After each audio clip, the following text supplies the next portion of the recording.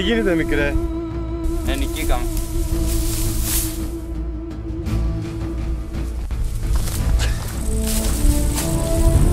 Χαίρε Βελερεφόντη, ο βασιλιάς των Περσών, ο Ψιλξέρξης σε θέλει. Πού είναι ο Ψιλέξης?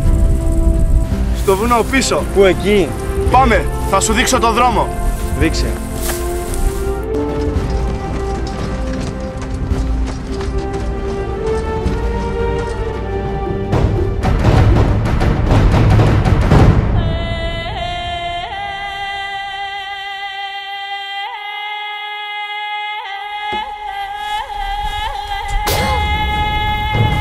Άκουσον μεν, πάταξον δε. Καλά τα λες. Πού είναι ο Ξέρξης?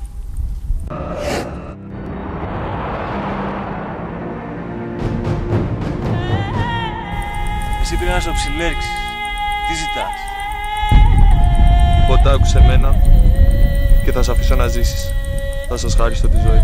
Εμείς οι Σπαρτιάτες δεν υποτασσόμαστε σε κανέναν. Αν δεν υποταχθείτε, όλη θα σας περιμένει. Θα σκοτώσω εσάς, τις γυναίκες σας, τα παιδιά σας. Θα σας εξαφανίσω και εσάς όπως έχω κάνει και σε τόσους άλλους. Είμαι ο Θεός των Θεών, ο βασιλιάς των βασιλιάδων. Υποτάξου και θα σου χαρίσω τη ζωή. Δεν θα γίνει ποτέ αυτό που θέλει Ψιλέξη. Να πιάτε! Ελάτε!